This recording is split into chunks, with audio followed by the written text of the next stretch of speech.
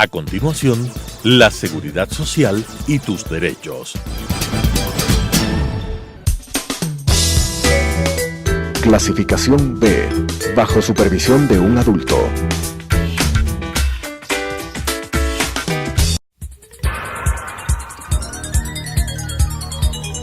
Las opiniones vertidas en este espacio por la producción y dirección del programa son de exclusiva responsabilidad de sus autores y de quienes intervienen en ellos.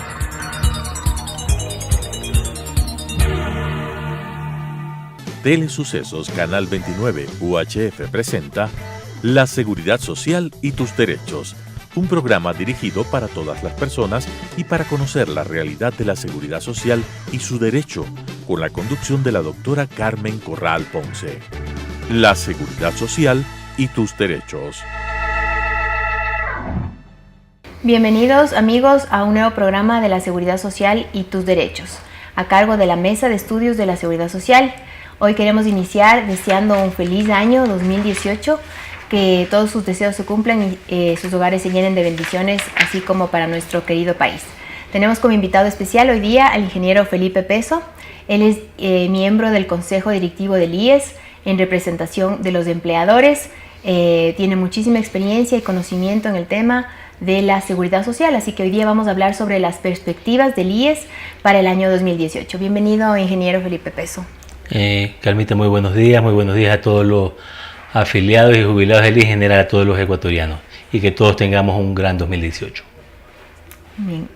Bien, vamos entonces a comenzar hablando justamente de las perspectivas del IES para el año 2018. Tenemos muchos temas que quisiéramos topar, el programa es corto, sin embargo, podemos topar el tema en primer lugar del gobierno del IES, del Consejo Directivo.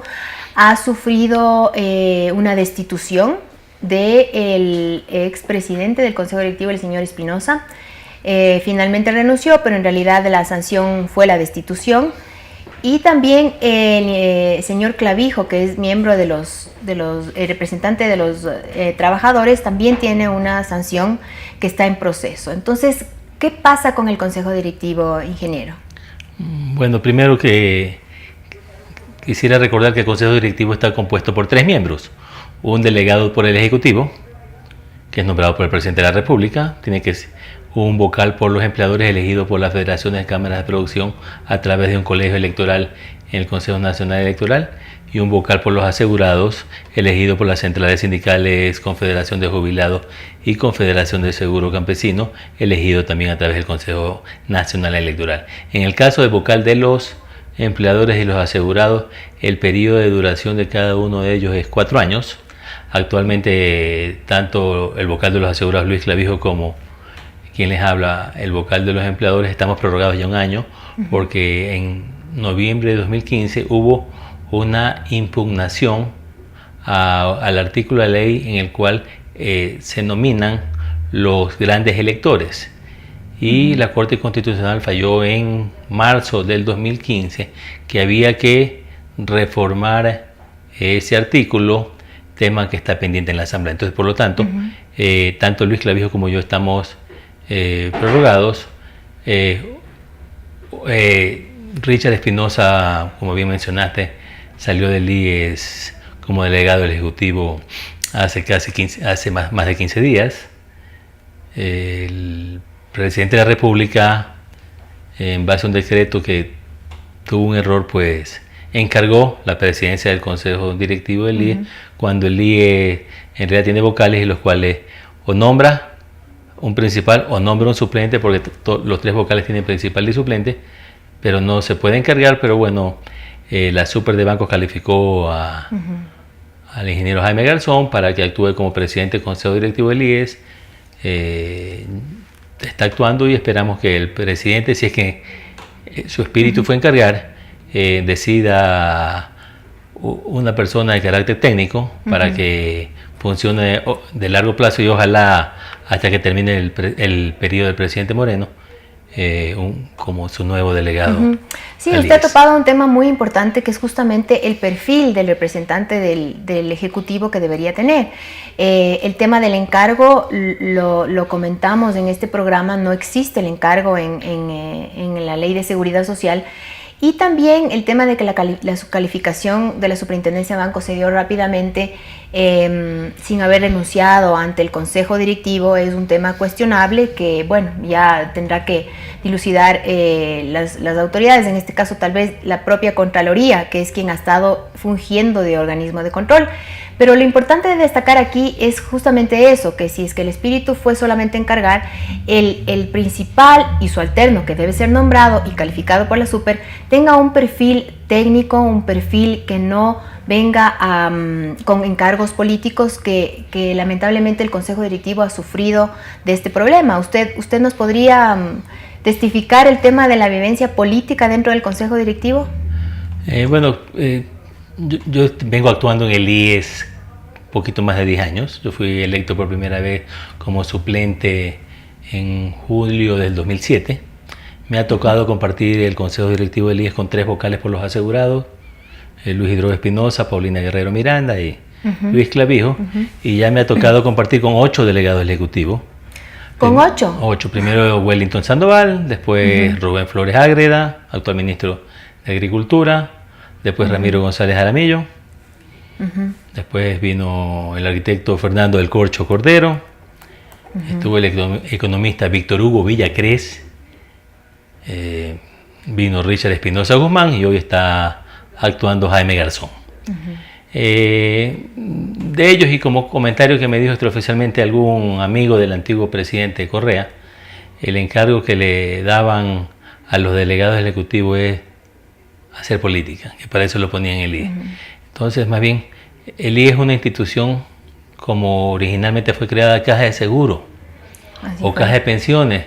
Entonces, si es la caja del seguro, en realidad es una institución de seguros que debe manejar con seguridad nuestros ahorros. Así es.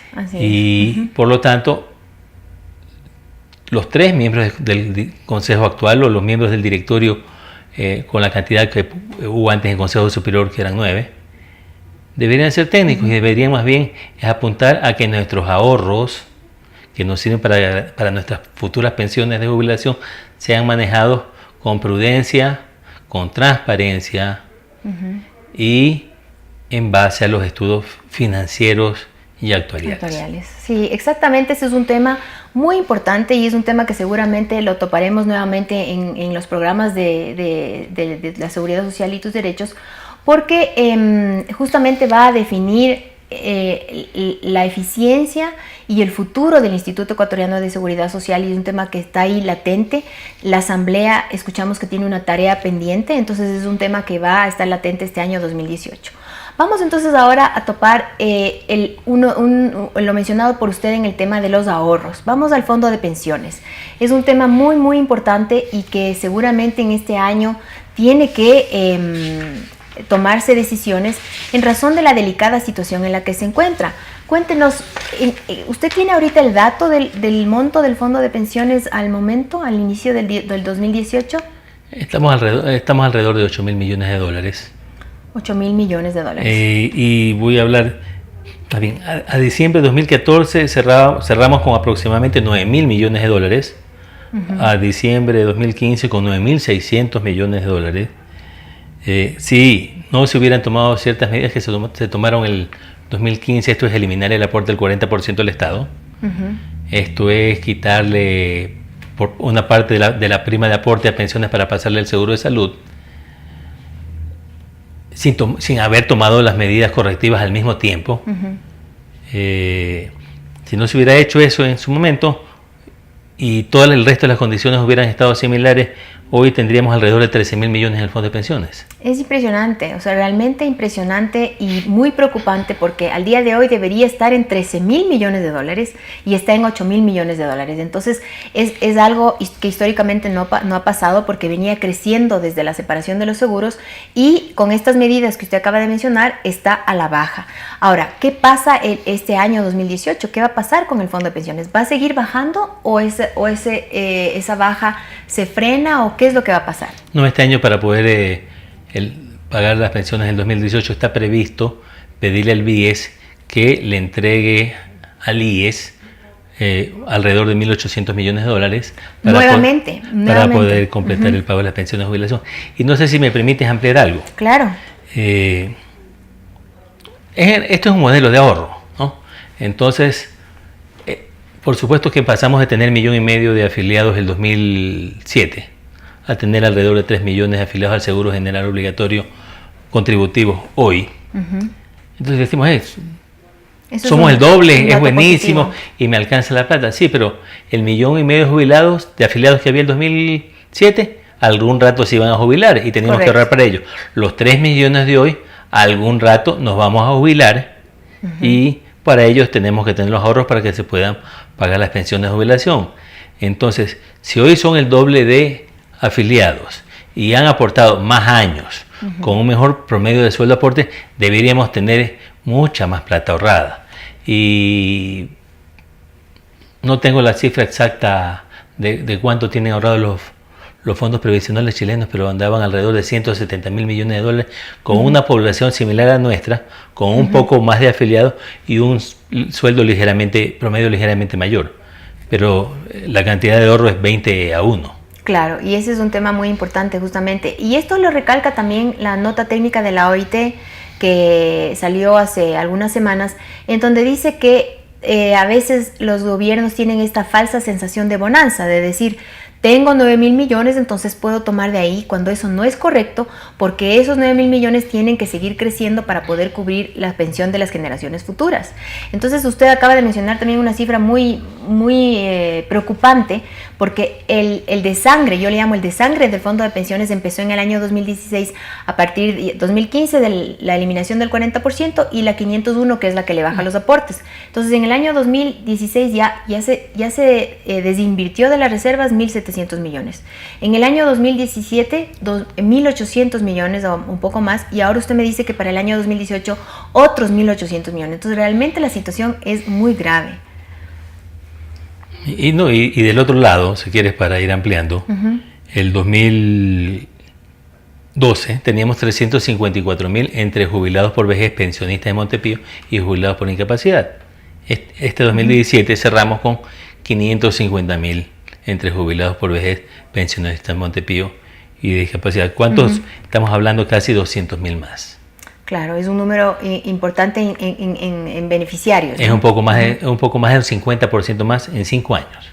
Entonces, si se mantiene esa misma proyección, que es la que debería probablemente mantenerse, en 10 años vamos a tener más de 1 millón de jubilados. O sea, realmente preocupante, porque obviamente las reservas del fondo de pensiones no van a alcanzar. Ahora, entonces, ¿qué se puede hacer? ¿Qué se puede hacer? Porque yo he venido sosteniendo que hay que derogar la resolución 501, pero si se deroga la resolución 501 sin tomar otras medidas para el fondo de salud, y ahora nos iríamos a hablar del fondo de salud, pues entonces hay una doble crisis, ¿no es cierto? Entonces, ¿qué alternativas hay, ingeniero, para el fondo de salud? Porque el fondo de salud está quebrado. Bueno, ahí yo regresaría a lo que dice la Constitución, que primero los fondos del IES son distintos de los del fisco. Y la segunda, que de acuerdo a la Ley de Seguridad Social, ninguna prestación puede generarse si no está debidamente financiada.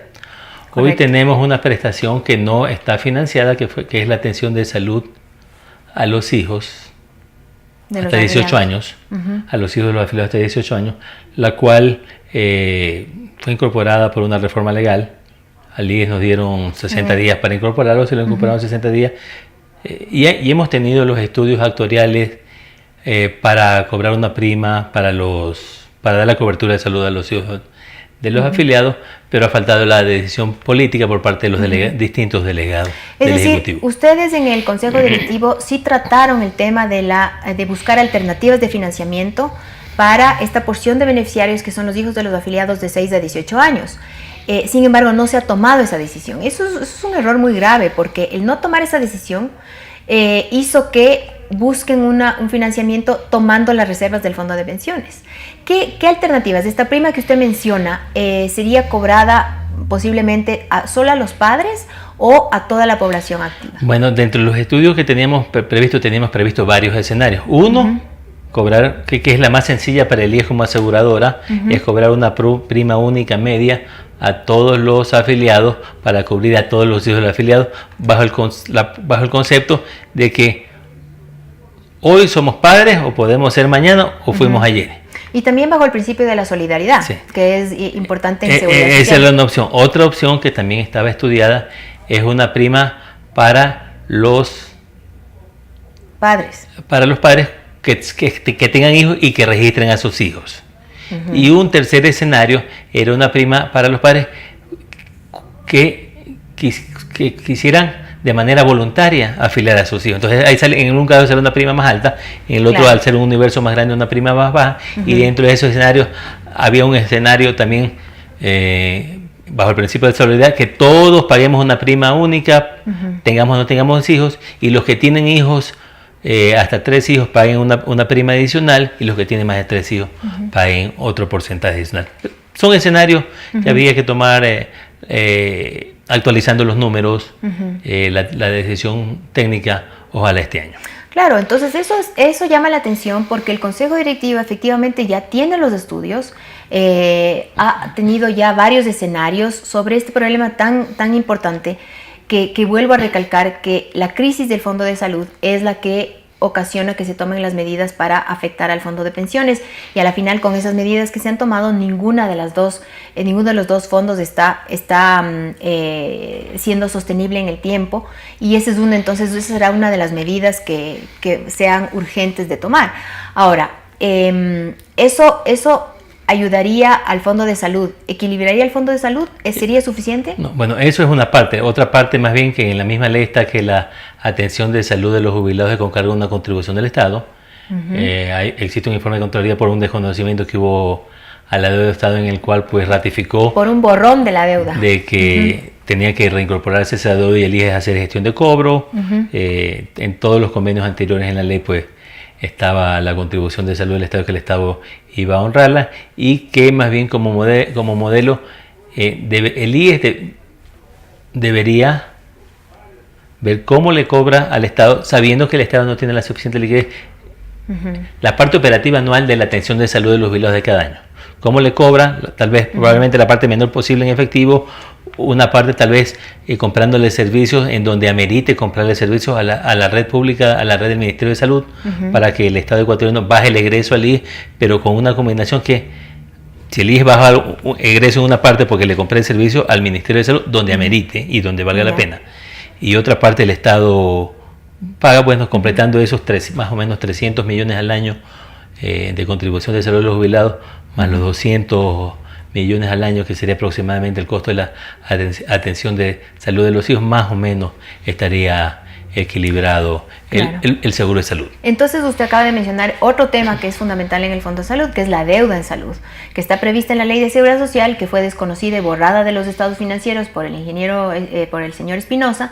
Y eso fue precisamente la razón por la que mereció la destitución. Entonces esa es una tarea muy importante para el Consejo Directivo, justamente cobrar la deuda. Pero yo le menciono un tema muy importante. En el presupuesto general del Estado para el año 2018 no está previsto el pago de esa deuda. ¿Usted conoce si el Consejo Directivo o la representante legal del IES hizo las gestiones para que eso se incorpore al presupuesto? ¿Qué pasó con ese tema? Porque eso nos deja mucho que decir frente al pago de la deuda. O sea, la administración del IES, cumpliendo el pedido del Consejo Directivo y acogiendo la recomendación de Contraloría,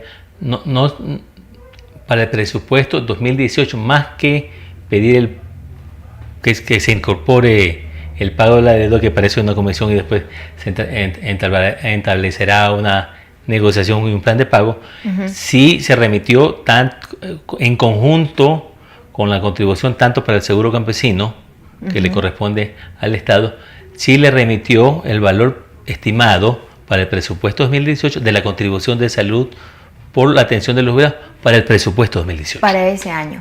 ¿Pero eso se logró incorporar? El IES lo remitió. Finanzas no lo incluyó en lo que le mandó a la Asamblea. Claro, ahí hay un tema muy grave, porque no solamente que no esté incorporado el pago de la deuda, que ya es acumulada y que aproximadamente estará en 3.000 millones. Aproximadamente, sino que tampoco está incorporado en el presupuesto general del Estado la atención de los jubilados y todo lo que implica el pago del Estado para este año. Entonces eso quiere decir que no solo que no se le paga, sino que la deuda va a seguir creciendo. Y eso es un tema muy importante. ¿Usted cree que el Consejo Directivo con el ingeniero Garzón o con quien venga del Ejecutivo pueda hacer las gestiones para lograr al menos que se incorpore? ¿Hay cómo hacer eso en el presupuesto general del Estado? Bueno, es obligación del IES exigir que se cumpla la ley y que se financie el presupuesto. La Asamblea es la que aprueba el presupuesto del Estado, eso ya no depende del Consejo Directivo. Pero sí es obligación nuestra hacer las gestiones para incorporar, para ojalá hacer un plan de pago de la deuda, para ojalá incorporar en un plan de pago de los 2018 que no va a estar presupuestado, y buscar los mecanismos que se le ha pedido a la Administración para que se reúna con el Ministerio de Salud para que todo lo que el Ministerio de Salud pueda darnos servicio de calidad y en los sitios que amerite, para que de alguna manera por ahí nos puedan ir abonando a los valores. Ya, entonces ahí vemos justamente que esa es otra gran tarea del Consejo Directivo para este año. Usted ha topado también tangencialmente otro tema importante que también está sobre la mesa y le quiero preguntar, es el incremento de pensiones del Seguro Social Campesino. Hay un proyecto de ley que está enviado a la Asamblea de parte del Ejecutivo en donde se quiere incrementar las pensiones del Seguro Social Campesino a $100.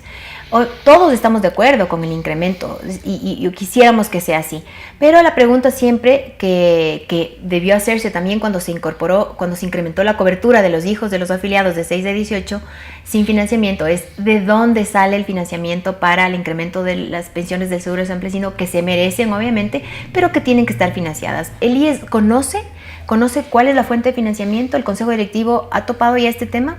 Bueno, a nivel de Consejo Directivo no se conoció el tema, es un tema que más bien remitió directamente el proyecto Richard Espinosa al presidente Moreno, y que es un tema que tal como está planteado debería ser resuelto en la Asamblea, pero de la versión que conozco del proyecto no existe ningún financiamiento. Claro, eso sería muy preocupante porque obviamente por Constitución algo que está sin financiamiento no se podría aprobar, y más bien lo que se instaría al Ejecutivo es a buscar las fuentes de financiamiento. Y sí quiero mencionar también, tomando en cuenta que está pendiente la deuda en salud y que la crisis del Fondo de Salud causa también la crisis del Fondo de Pensiones. Entonces también de parte del Ejecutivo hay una tarea muy importante que es justamente tener claro el panorama y la situación. Ahora, entonces en general, ¿cómo están ahí las cifras en general del IES? Usted mencionaba hace un momento que el incremento de los afiliados fue de 1 millón a 3 millones de afiliados, ¿cierto? ¿Cómo estamos en pensionistas? ¿Cuál es la pensión promedio? Etcétera. ¿Nos puede comunicar un poquito para que la ciudadanía conozca? Bueno, hay unas cifras. Bueno, hoy el número de afiliados en total al IES, afiliados, es 3.600.000. ¿Cómo está compuesto? Casi 2 millones son afiliados al Seguro General Obligatorio que cotizan la prima completa del sector privado. Hay 638.000 afiliados al Seguro General Obligatorio que también cotizan sobre la prima completa y que son por el sector público. Tenemos casi 400.000 jefes de familia del Seguro Campesino, 151.000 afiliados voluntarios en el Ecuador. Tenemos 11.000 afiliados voluntarios en el exterior, 251.000 afiliados independientes y 208.000 trabajadoras del hogar no remunerado afiliadas al IES, casi todas en el último quintil en el segmento subsidiado. Ese es el total que suma casi los 3.600.000. Y para hacer una referencia, en diciembre de 2015 teníamos 2.063.000 afiliados al Seguro General Obligatorio por el sector privado. En este momento tenemos 1.979.000, tenemos casi 100.000 menos. Una baja, eso es extraño, ¿no? Y no, bueno, no, es la realidad. O sea, el país vivió una crisis dura, por eso económica. Cayó el empleo y eso rebotó en la afiliación al Seguro General por sector privado, no así en sector público, que el sector público más bien pasó de 627.000 afiliados en diciembre de 2015 a tener 638.000 afiliados en octubre de 2017. Esto es 11.000 más. O sea que ahí hay un incremento. Muy bien, ingeniero, estas cifras son muy importantes y obviamente dan cuenta de la magnitud de afiliados y beneficiarios que tiene que atender el Instituto Ecuatoriano de Seguridad Social. Hemos topado temas muy importantes y yo le agradezco mucho por la invitación y creo que si es que me acepta le quisiera tener nuevamente en el programa para seguir profundizando en estos temas y viendo cómo se desarrolla el año 2018 para la seguridad social. Bueno, más bien muchísimas gracias por la invitación y más bien si es que soy nuevamente invitado, con gusto la acompañaré. Muchas gracias. Gracias por su atención. Las opiniones vertidas en este espacio por la producción y dirección del programa son de exclusiva responsabilidad de sus autores y de quienes intervienen en ellos.